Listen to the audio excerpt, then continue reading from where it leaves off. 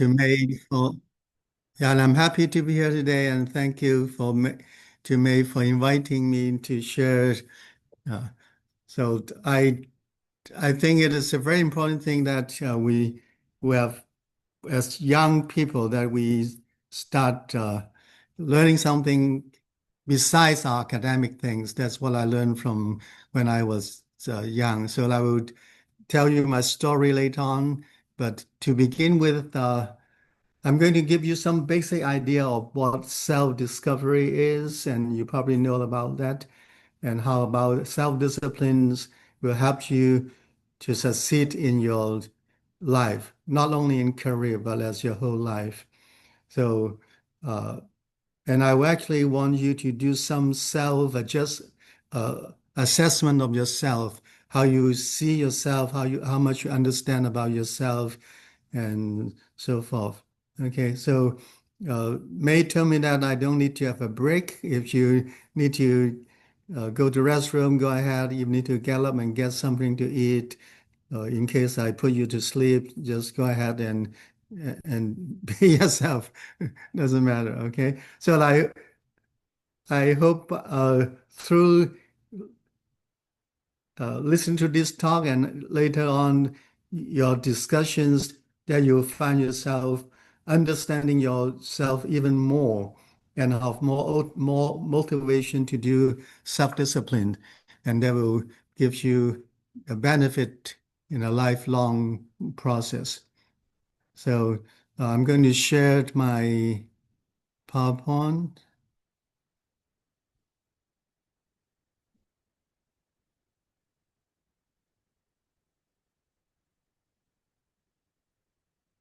Okay.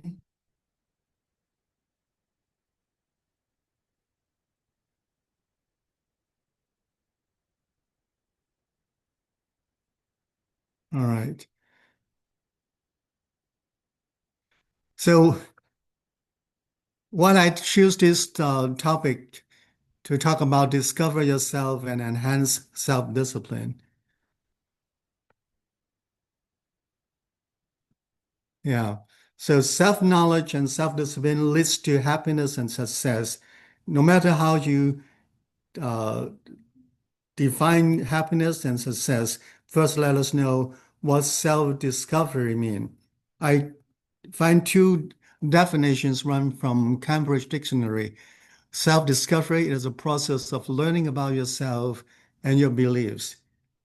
And now everybody goes to ChatGPT and asks, the self-discovery refers to the process of gaining a deeper understanding of oneself, one's identity, values, beliefs, emotions, strengths, weaknesses, and motivation. So the question is, who am I? Who am I? Do you know who you are? Sometimes we do, sometimes we know. But then what is the definition of self-discipline? Self-discipline is the correction or regulation of oneself for the sake of improvement. ChatGPT actually gives us a more detailed uh, definition. Self-discipline refers to the ability to control and regulate one's thoughts, emotions, behaviors, and actions in order to achieve specific goals, maintain standards, or adhere to a particular set of values. So self-discipline and self-understanding is important. So I'm going to uh, do a preliminary self-assessment on discovering yourselves, self-discipline, and happiness. So even though we cannot do the poll, we can do it by your chat. How much I know about myself. So I have three answers. You can just uh, on your chat put down one, two, or three. One, I have good understanding of myself. Two, I have some understanding of myself. And three, I have little understanding of myself. So you can,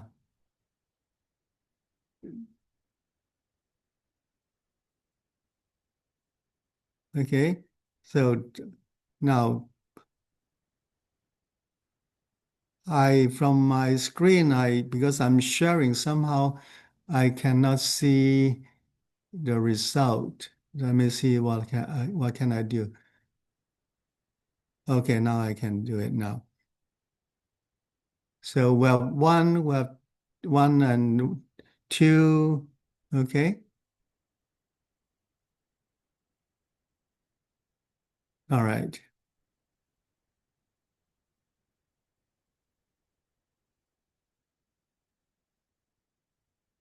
Okay, then the second question is, how much self-discipline do I have? No, one, two, three as well. So try to uh,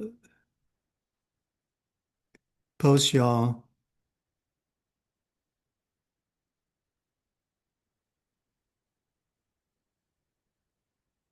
chat's answer.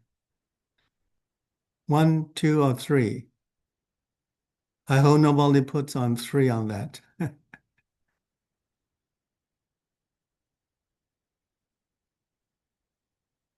Okay. Oh, really? Okay, we have three as well. That's fine. I hope by the end of this talk, there will be some improvement in it. All right. The third question is, uh, okay, let me see. All right. Now, self-discovery is a journey, sometimes a painful one, but rewarding. So to know yourself takes some effort, but when you find yourself that you have something you don't like about yourself, or you have some painful experience that somehow uh, form your character or form your habits or something, in order to recognize it is a painful one.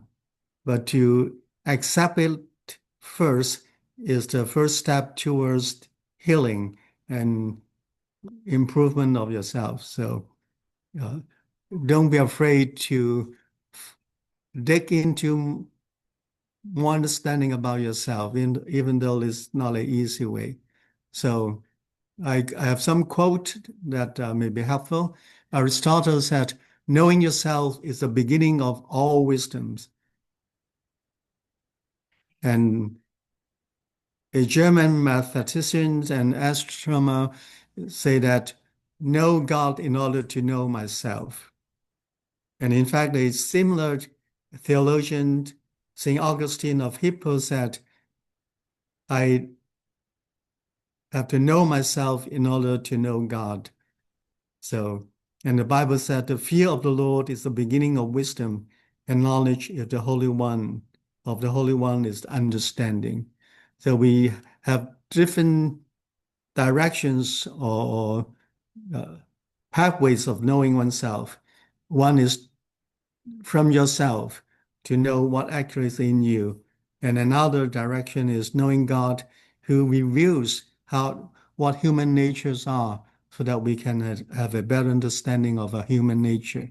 So both ways will work depending on how you are going to go about it. Maybe you should go by both way, knowing yourself and knowing about God. So now I have just give you a self-assessment how happy you are. So rate the following, which gives you the happiness. Arrange the following in ascending order. So the one gives you the least happiness will be the first one. Let's say if you put down A, B, C, D, that means the material gain gives you the least happiness, but doing something meaningful gives you the most. You can change whatever sequence to reflect what actually is your situation. It may take a few seconds of or minutes of thinking, and you can put this down as your answer today, but maybe tomorrow you may change your answer, or a year from now you may change your answer. So that is a continual process of self-understanding as you go through life and experience the happiness or pain or gain or loss, then you will change the way how you see life and how you see happiness. So why don't you put down your answer? Okay, let's go to the chat first.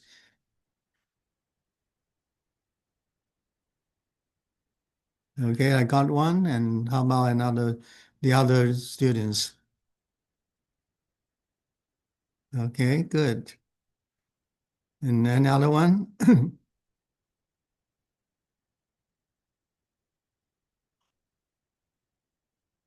Okay, great. Now, these answers are not absolute. This is how you yourself see it. So it doesn't matter. Okay. All right. Sorry, this is going too fast. Okay. Now, do you have an answer for the following? What energizes me most? Yeah. You can put in an answer and say, what energizes you most? You energize you most when you uh, play games or when you read books or when you go out uh, to shop or when you go out to help, what energizes you most? Yes, if you can put down on your chat, that would be good. At the same time, think about what drains me down most. If you are given something to do that you really hate it, that drains you down, makes you feel miserable, makes you very tired, and so forth. What drains you down? What I want to study at college and why. So for those who are still in high school, you may want to uh, pursue this in the coming years, right? A few years you still have. And why you want to study at this subject at school or this major.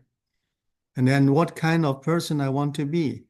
Now we just answer some of our own present condition now and what kind of a person I want to be in the future and what I fear most about my future. So actually fear is something that drive us forward if the fear is not exceedingly big that freezes us. So in fact, fear is actually a good motivation for our self discipline as well. I will talk about that too. Okay. All right. And then ask about the question about yourself. What are the five things I loved about myself? Mentioning your strength. So I would strongly suggest that you do this right now or afterwards. Write down something, at least five things that you love about yourself, your strength, or anything about that you love yourself. And about five things that I don't like about myself, either intellectually, physically, or habit-wise, or any other things about that you like and that you don't like. And I want to ask, do you understand your feeling? Do I really know how I'm feeling now and why I'm feeling that way? And then do I know how to manage my emotion? And do I know about my personality traits? So now, in order to understand ourselves, we have to understand our emotion. And only when we find the words to describe our emotion can we figure out how to manage it. And reflecting on what caused it, why I feel that this way. Sometimes when we woke up, we feel miserable without knowing what caused that, right? Or sometimes we woke up real happy, and we should find out why. And then for that, we can manage our emotion and help us to put ourselves in emotionally the most healthy condition. So on this diagram, we have 30 adjectives of describing our emotion. Yeah.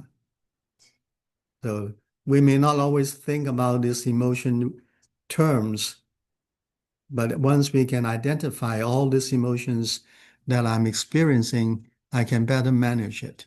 And it will help you to improve your emotion and help your personal growth. Okay. All right.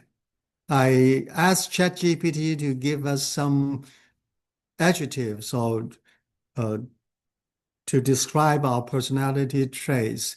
So, would Eric read the positive personality traits on the left side for us? Yeah, sure. Kind, empathetic, humble, resilient, honest, loyal, charismatic, enthusiastic, considerate, considerate, tolerant, trustworthy, integrity, courageous, altruistic, altruistic, compassionate, generous, optimistic, confident, reliable, authentic, creative, patient, thoughtful, open-minded, ethical, responsible, grateful, self-disciplined. Okay. How about Annie? Can you do? Oh, sorry, it was forward fast. The middle one, the neutral personality traits. Can you read that? Yeah, all of them. Yeah, the Okay. middle one. Okay. Reserved, logical, independent, methodical, rational, punctual, persistent, extroverted, cautious, innovative, flexible, thoughtful, calm, practical, analytical, adaptable, curious, assertive, observant, introverted, ambitious, reflective, energetic, resourceful, and Yes. When we go to ChatGPT, don't believe everything they said, okay? I don't quite understand why he put the neutral personality over there, but it seems that this personality personality traits are neutral, and then he put both sides, one is positive, one is negative. I can identify it with the negative one even more. So would Tom, are you with us? Will you please read the terms on the negative personality traits? Okay, sure. Can you hear me? I didn't hear you somehow. The first, Huh. Can you hear me now? yes, now. Yeah, now. Okay. First, I want to say that my son, Leo Daniel, has come to a couple of these, but today we are on our last day of our vacation, and I will only be able to read this, and then we have to go hiking. Okay. So thank you Appreciate for, that you're attending. Okay, appreciate it. oh, thank you. Thank you, guys. Oh, I love the topics you're covering. I can tell this is an excellent Thank you. presentation for all the kids. So let me go ahead and then we're going to go on a hike here in Las Vegas in the Red Rocks. hmm. Let me go and read them. Oh, I'm sorry. They are negative personality traits that we don't want to fall into are selfish, manipulative, pessimistic, inconsiderate, indecisive, egotistical, moody, impatient, unreliable, inconsiderate, combative, narrow minded, passive aggressive, arrogant, stubborn, impulsive, disorganized, judgmental, overbearing, irritable, defensive, cynical, envious. Yeah, thank you. Thank you, Tom. Well, thank you for participating. Okay, May. Yeah. You guys please enjoy this and Oh, learn a lot from Alexander. I oh, withdraw. All Tom, right, thank you. do you want the Yeah. recording and the slides for later? Sure, that would be great. I'm gonna put my email, then I'll give it to my Yes, two kids. please. Yeah, we Okay. do need your, because your son's under 18. We do need one of the parent email address to remind him sometimes. Thank you, Okay, Tom. thank you, Tom. Yeah. Thank you for So- coming. Yeah. Okay. So these are the terms that we help us to know about ourselves. So we sometimes or we seldom think about how to see ourselves in a more reasonable way or a natural way. So I'm going to briefly introduce uh, three personality tests. So this one is the very complicated one, and I have to confess that I don't know it really well, even though I did this test before. So test is uh, to try to identify yourself as an extrovert or introvert or a sensor who goes things by uh, using common sense and past experience to come up with a solution, or intuitive to just be energized by people, enjoy a variety of tasks and quick things. Okay, or a thinker, you always make decisions by using logical analysis, or your feelers, you just go with your feeling, regardless what the situations are. Or you're a judger, you're very organized and well prepared. You stick to plans and you're most comfortable with rules. If there's no rule, you feel miserable. You follow the rules, or you're a perceiver, so you're open to other options and you're spontaneous and so forth. So with this, they come up with many, many combination of personality traits, but you so they come up with several types, like you're visionaries. So you have a vision for something that you are a commander, you're a champion, you're a giver, or you're a doer. You're good in supervising things. You're good at to perform. You're providers, and you're a craftsman. You stick to details. You're good for doing as an inspector, as a composer, or a nurturer. You're a thinker. You come up with many good ideas. You're a mastermind, but you are sometimes idealist. So you may be a good counselor. So this is the MBTI index. A little bit complicated. So another one is a little bit more easy to understand. Is called the DISC personality. Okay. So the D means dominance. The C means conscientious. I is influence. S is study. So with this, when you have a low D, you're very reflective. With your low I, you're very reserved. If you're low S, you're dynamic. You have low C, you're uh, pioneering. So depending on your high D, it is very direct. High I is outgoing. High S is very steady, non-emotional. High C is very precise. Okay. So now from this DISC, a psychologist changed it to a easy way or much easier way to do your self-analysis or assessment. So I would like you to do this. So this is a 5-minute personality test. We use uh, animals to describe one's personality. So across the line, one on line one, you rate yourself, giving if you like authority most with these 4 letters, like authority, enthusiastic, sensitive feelings, likes instruction. So you think I'm mostly out of these 4. The best describing me is I like authority. So you put a 4 over there.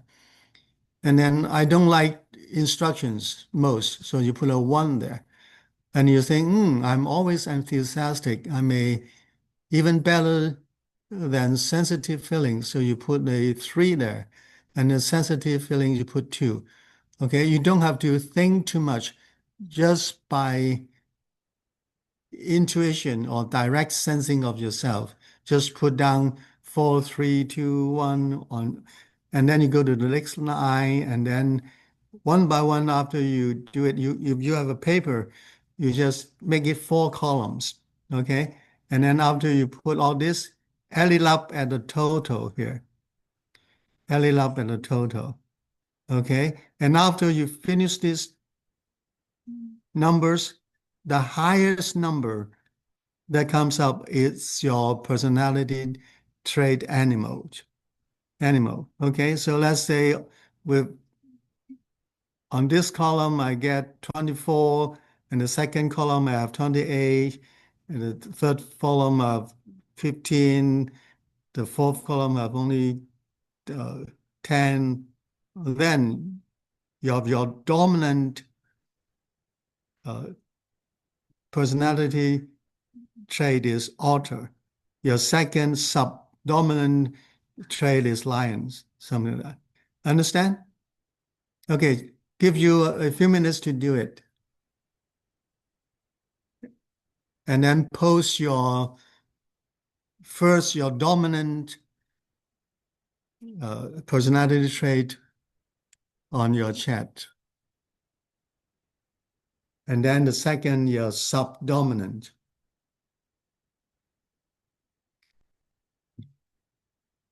I like this animal presentations of our personality trait. It's much easier to understand.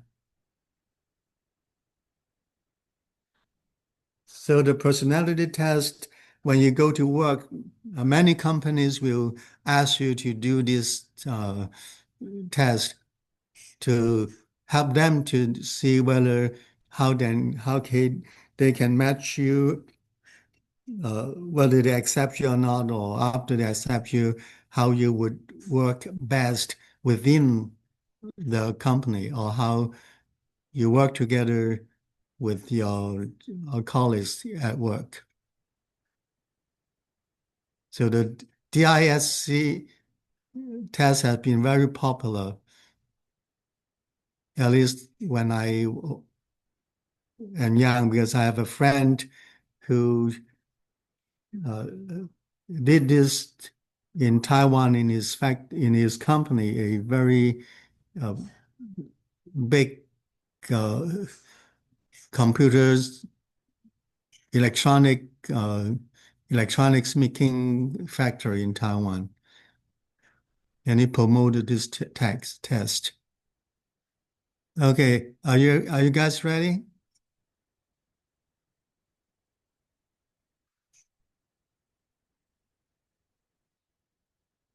Okay, if you're ready, can you post your result? Let me see.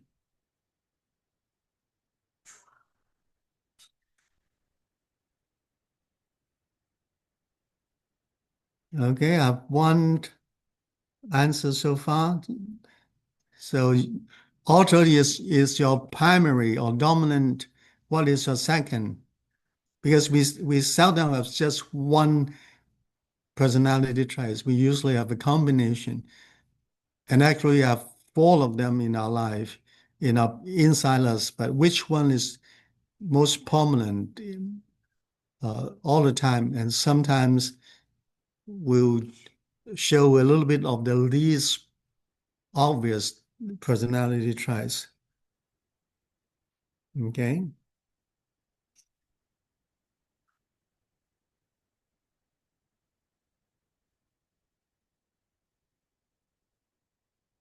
Right. Well, one student posted. How about the rest?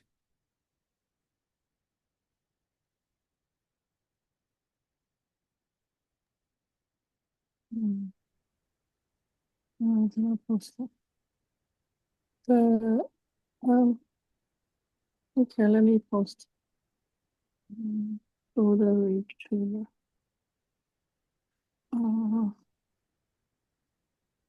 Yeah, take your time to work on it. No hurry. It's more of a discussion thing. We have only a few people, so okay. just take it easy. Let me do it. Go. No, Yeah, I think it's a rewarding exercise. Golden retriever. Golden retriever. Golden retriever, huh? Yeah. Yeah, you always like to serve. That's yeah. 可爱，我要我要 spell right，所以我要 Uh-huh. Yeah, I think this test is sometimes pretty accurate. And you suddenly find yourself, oh, yeah, but I still have a little bit of lion, or oh, I'm a little bit of this, a little bit of that. OK。Annie 呢？Annie 有吗？ Yeah. 写了，他写了。Annie 你是什么？Annie Wait, let me finish. I'm on my last one. Yeah. it can be both, can be two. Yeah, it can be two. If you add up two numbers the same, that you are similar or equal powers or something on two animals. Your personality is even. Yeah, I think I have at least two numbers that are pretty close. And sometimes a lion, and sometimes a golden retriever, and sometimes a beaver. 不就是 pick the animal 吗？还有什么？ No, the animals is the animal, the number哦，你 comes pick from the animal，number you 然 get. 后then goes by number. Oh, I Yeah, you see. add it up. You Oh, add up oh, your numbers. OK. But sometimes by the animal, if you're always in charge, and then you're a lion. Yeah. If you always serve people, then you're probably a golden retriever. If you always enjoy life, then you're an otter. Okay. If you always work 可能 hard, 是这样。you're a beaver. 我现在搞明白了。Mhm. 哦，哦，Okay. And Annie, 那 did you 有，finish 那也 your 可以 line calculation? 吗？我可以 line 吗 You sometimes are, maybe.？Change my mind. Well, we have a dominant personality trait, and then a subdominant one. I think I'm lion and then beaver because I only got one difference. Okay. So yeah, uh, I give you a list of this to make, and you can do it again while you have time. So this, okay. Yeah, So it's let's fun. go. Yeah, let's go on. So being a lion, you are a leader. If you are an otter, Yeah. you always draw attention when you are in a group. You want people to see you, and you talk a lot, and you always like company. Okay. And then you have a golden retriever, you're loyal to Mm. anything, to your friends, to your family, and you're faithful to doing things. If you're a beaver, you follow instructions, you are sticking to rules, and you go to the restaurant, you always order the same dish, then you're probably a beaver. Okay. So we have a dominant personality type and a subdominant one. Okay. So once you may change as you grow. Okay. All right. So as a lion, you like to take charge. You're assertive and you're a leader. If an otter, Mm. you're fun-loving, you're enthusiastic, you're playful and encouraging. Golden Retriever, you're very considerate, you're good natured, and you're the strong team player. You're Mm. a beaver, you're very organized, you're precise, and you're detailed. So the beaver is best to be a subordinate to somebody, not as a leader. For a leader, either you are a lion or an otter, because with otter, this person have a lot of new ideas, but he doesn't care about the details.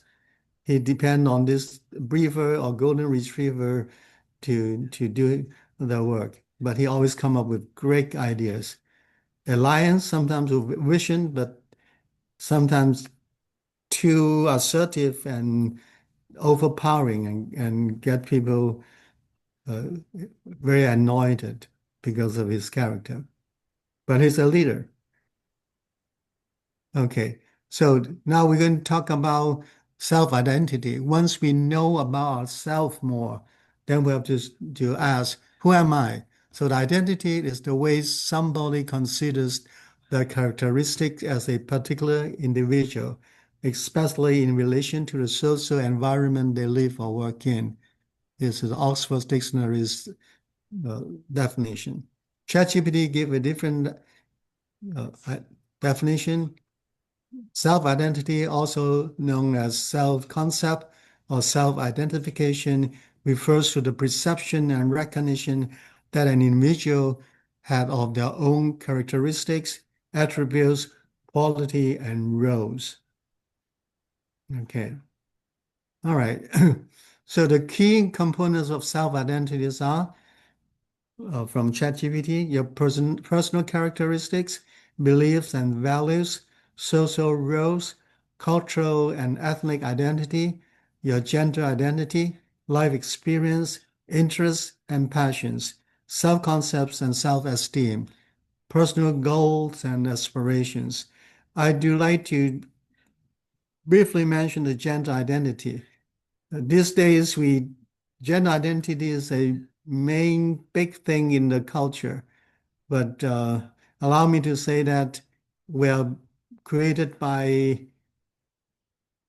God, or if you don't uh, necessarily agree with God, you are born as a male and a female. That's how our biological identities are, and this is how we are born from our parents. So I would uh, strongly say that don't be fooled by or confused by the woke culture of the present society. Okay, so how is self-identity formed? So traditionally, identity is found from without, from the outside. That is from your family and the people around you. So I'm not sure right now how much your parents have influenced you to form your identity. In the old days, you are a son and you're probably going to follow what your parents want you to be.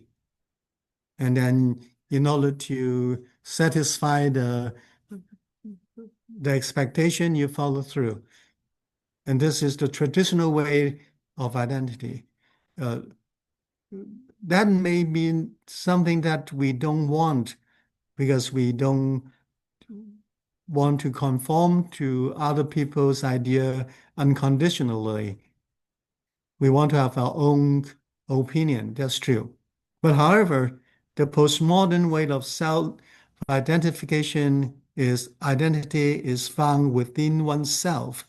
Now, the problem with oneself is that are we really founding ourselves by own self, or are we influenced by the culture?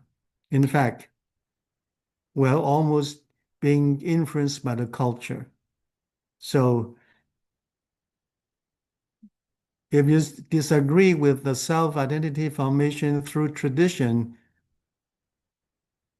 and then you say, okay, I'm going to found my identity according to what I see myself as, then be careful. You have to self-examine. Am I really seeing it from myself, or I am influenced by the culture, or in fact, by my peers around me, even though it's not influenced by my parents. So,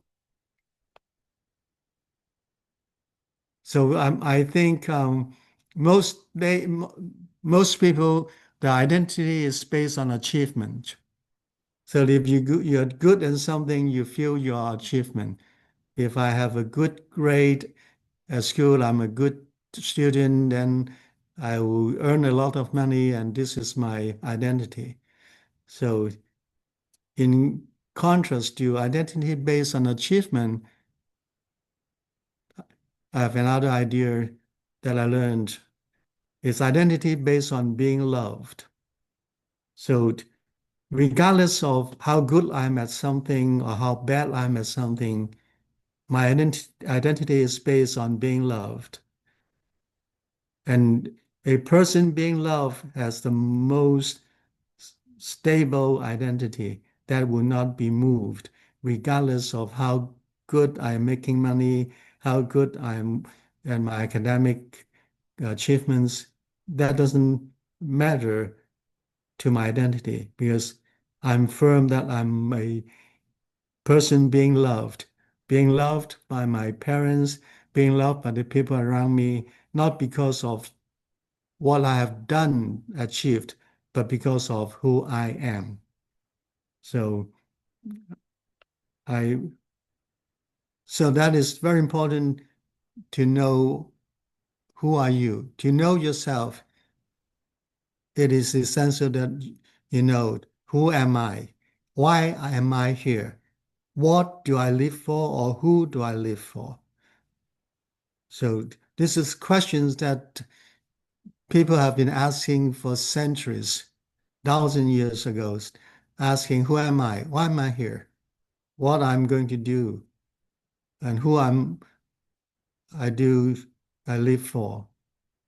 So perhaps you have not thought about these questions, but it's a good time to start thinking who. So you are in a process of becoming. Okay, you're not yet the person you are yet. You're in a process of growing up, and even though I'm 73 years old, I'm still in the process of becoming. So when we look back, when we look now, and we look forward, and this is a process of becoming. So, and now, once we know about ourselves, then we have to look into another area, the self-discipline. Self-discipline is the key to many doors, not least of which is one that leads to a better, stronger, and healthier version of yourself. This is a quote from Zero Dean, a famous author. Okay, another is from Albert Hubbard. Self-discipline is ability to make yourself to do what you should do when you should do it, whether you feel like it or not. This is something we have struggles, right? Sometimes now I know I need to do something, but I don't feel like to do it. I rather do something else. I rather do something fun instead of putting myself into hard work. But when I need to do it, I am going to do it. That is the self-discipline. Discipline is the refining fire by which talent becomes ability. So I know that you have a lot of talent. But this Marine Corps Major General said that discipline is the refining fire by which talents become ability. Imagine being a U.S. Marine is tough, and this person, Royal Smith, become the Corps Major General. And through his experience, he went through a lot of discipline, like fire, and he become a general. So if we want to become a person of some significance, we need to go through this fire, this refining fire through self-discipline. So with self-discipline, most anything is possible. It's a famous quote from the 26th President of the United States. Self-discipline makes most anything possible. So motivation, we need motivations.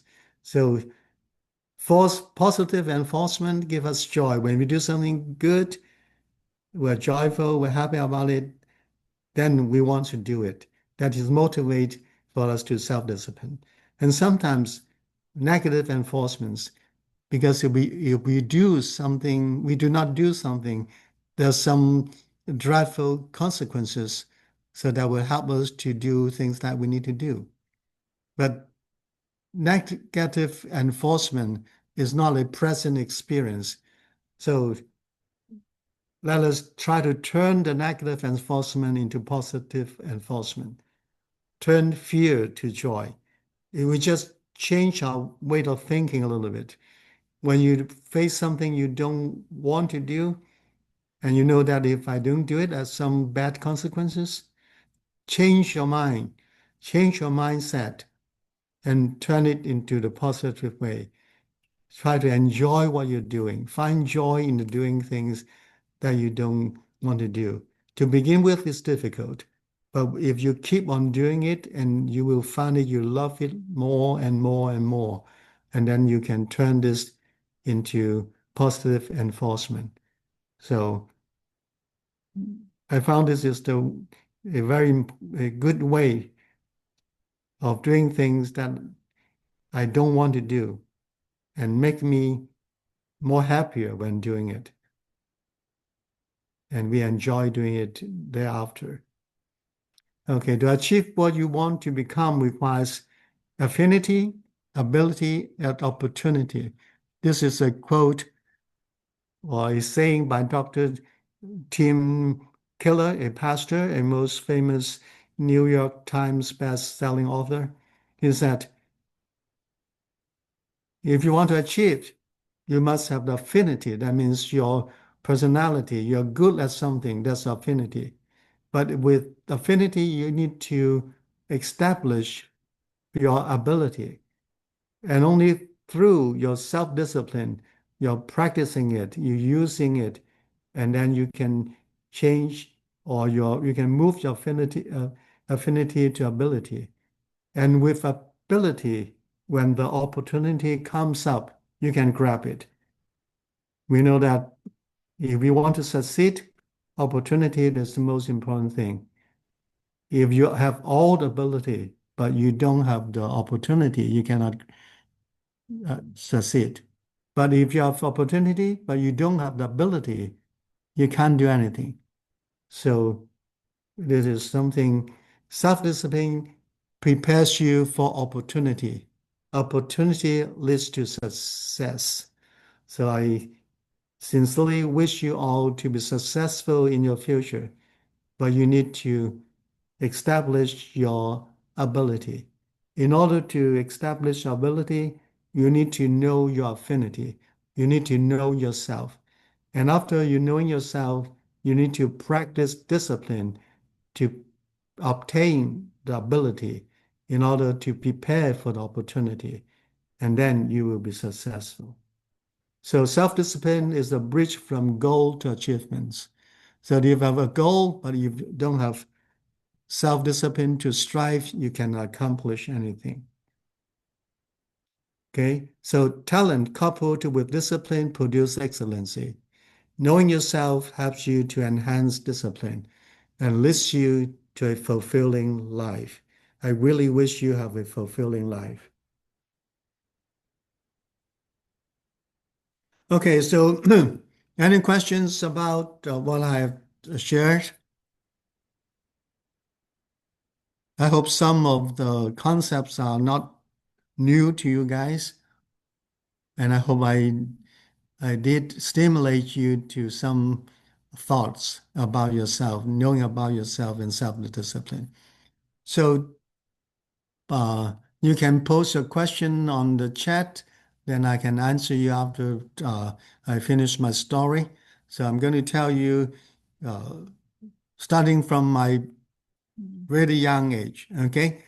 So I'm a son of a veteran turned farmer in Hong Kong.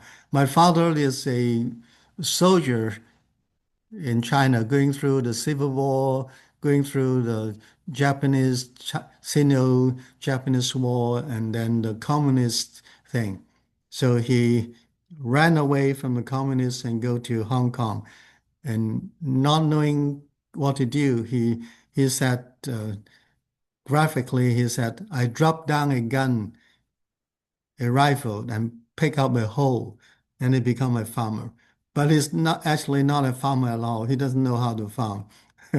So we are pretty poor when we're young. Okay, my mother passed away when I was 5, and this is the only pictures I have without these pictures, I never know how my mother looked. So I have three siblings, but we're always not together. My father was not able to take care of three of us, so he sent my sister to a orphanage-like institution until she was in middle school. And then when we grew up, my brother went away to a boarding school, and then I went away to a boarding school. So we're always not together. So I'm a loner. And that's very important as we grow up. Our family origin have a lot to do with how our personalities are. So, but I was sent into a pretty, uh, in a sense, a boarding school that only well-to-do people can afford to go. My father had to borrow money to send me to this uh, boarding school. And during the boarding school, we have a lot of activities. So I participate in like his curriculum of things. So here is one of our functions. I'm sitting at the back on the left side. That's me when I was graduating. This is a graduating uh, class night. So I describe myself, I'm an introvert by nature because I'm a loner. I'm always by myself. But I become an extrovert on demand. When there's a need, I'll become an extrovert. So when I was in high school, especially the last 2 years, I have to find a way of supporting myself and living. I do tutoring after school and didn't go back to where I live until 8:30 at night. I don't have enough time to really study, so I failed in getting into a college in Hong Kong. So I applied to Taiwan and initially got accepted to a West School in National Taiwan University. So I went, and then through that time we have to go to a military training, and that makes me stronger mentally and physically. So I attend the first year with the purpose of uh, transferring to medical school, but by my accidentally, I don't know how it comes. God even used my failure to bless me. Somehow I study hard for the classes. I only get a 74 grade on my chemistry because I'm only 74 points. I'm not qualified to take the transfer exam into medical school. And automatically they transfer my file to dental school. And somehow I'm the highest grade and all the applicants for transfer to dental school. I was accepted to dental school. So that is not my first choice. Yeah. Going back and when I would grow up, I don't know why I always want to be a doctor. So that's is my goal to become a medical doctor. But looking back, being a medical doctor is not good for my personality. I will be too much worried about my patients. I won't sleep at all at night. And I can't take the pressure of facing life and death as a medical doctor. I'm much better off as a dentist and even much better than orthodontics. So I graduated from Taiwan in 1976. And then by God's blessing, I got married with my beautiful wife, Yelan, in 79. And we went back to Hong Kong.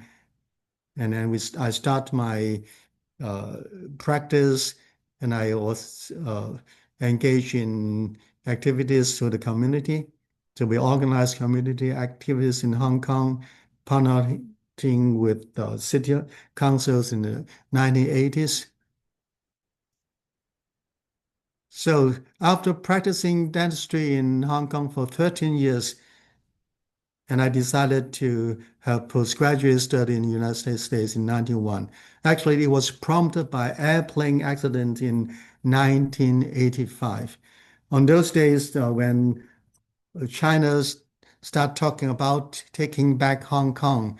Hong Kong society become a very unstable society. So at that time, my brother was in the United States already, and he encouraged me to come over to the States. So I said, I'm not afraid of the change, but to have to make him happy, I say, okay, let me come over and take the license exam, dentist license exam in California.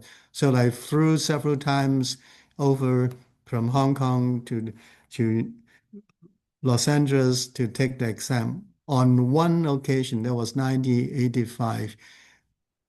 My second daughter was just born 1 month. It was a Chinese New Year Eve. The airplane, the China airline flying from Hong Kong, actually from Hong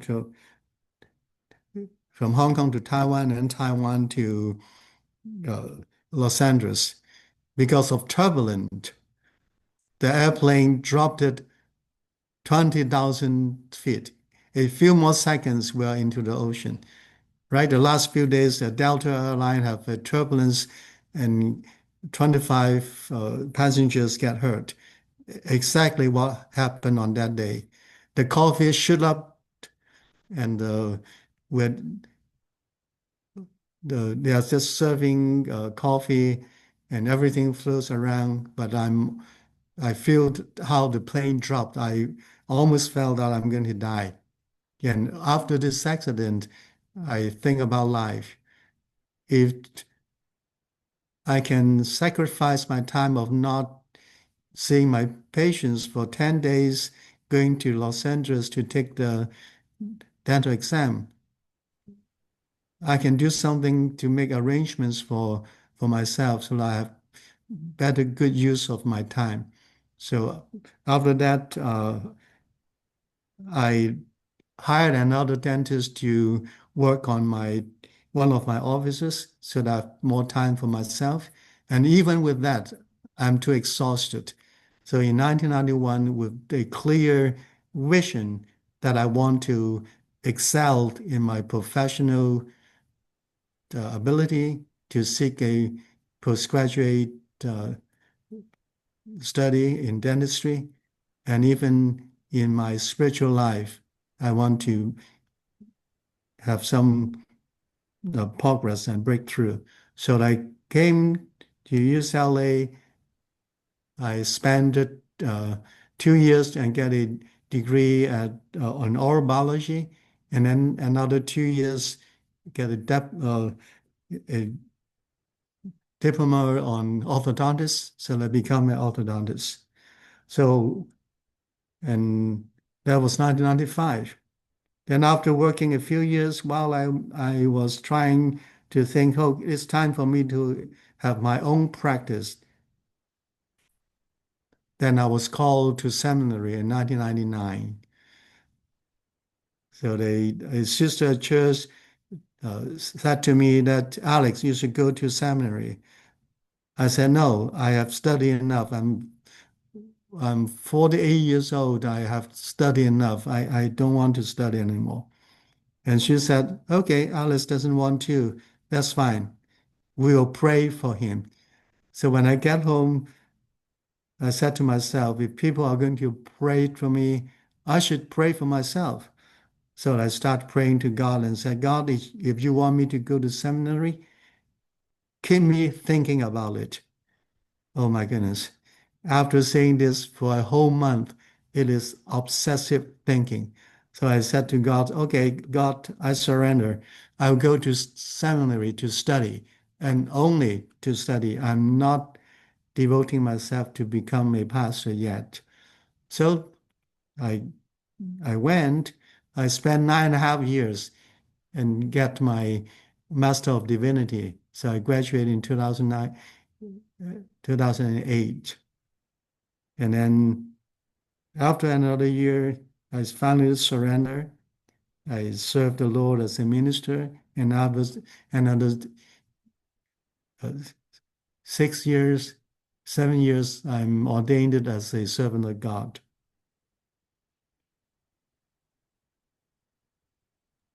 What an honor. So I love to serve God and loves to serve people. So we uh, work with MAID, CACAYC, and then later on we work with Cheers to serve the people. So, and then I'm an enthusiastic photographer.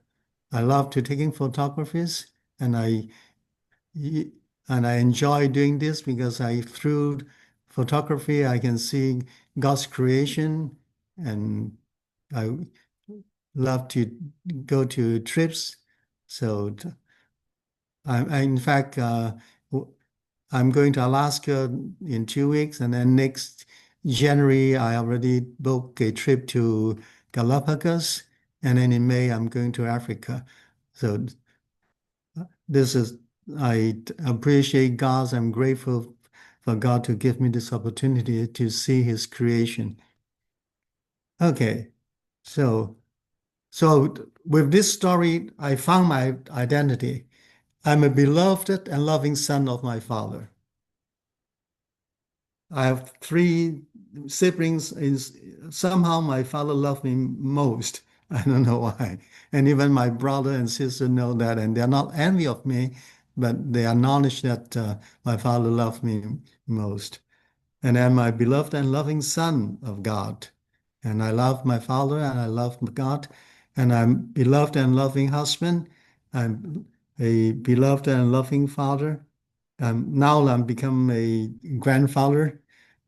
So I'm a beloved and loving pastor. I think my congregation loves me and I love them. And I'm retired, and from what my relationship with my patients, I think they love me and I love them too. So I'm an enthusiastic photographer, and I'm a perpetual student.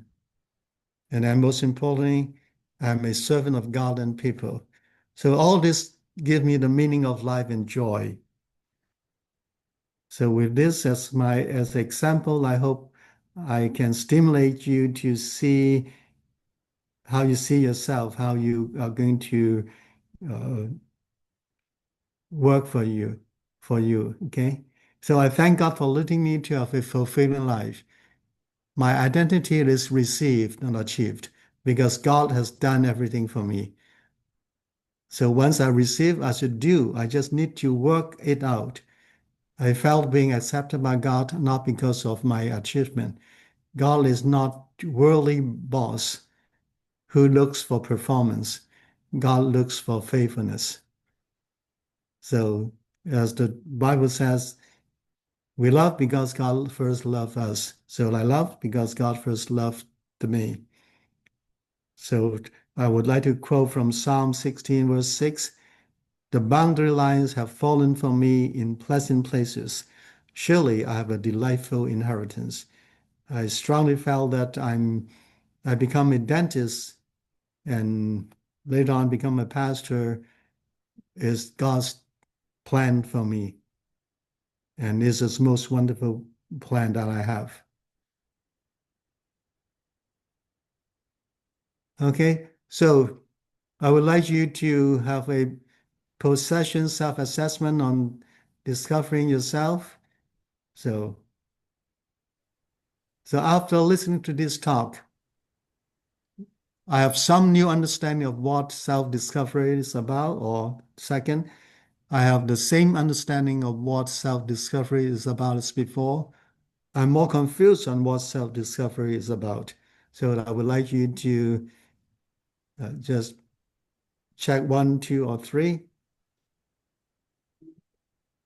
Wow. Yeah, put your answer on the chat, 1, 2, or 3.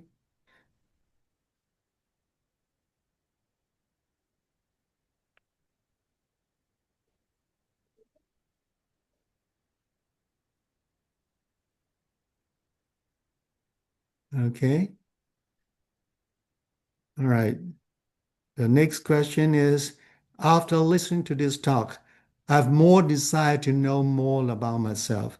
I have the same desire to know um, about myself as before. I have less desire to know about myself. Yeah, put your answer on the chat, please.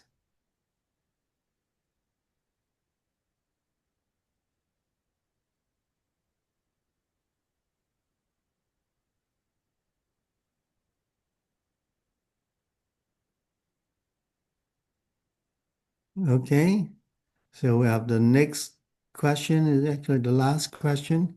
After listening to this talk, uh, okay, I have stronger motivation to practice self-discipline. I have the same motivation to practice self-discipline as before. I have less motivation to practice self-discipline. So put your question there, the answer, I mean.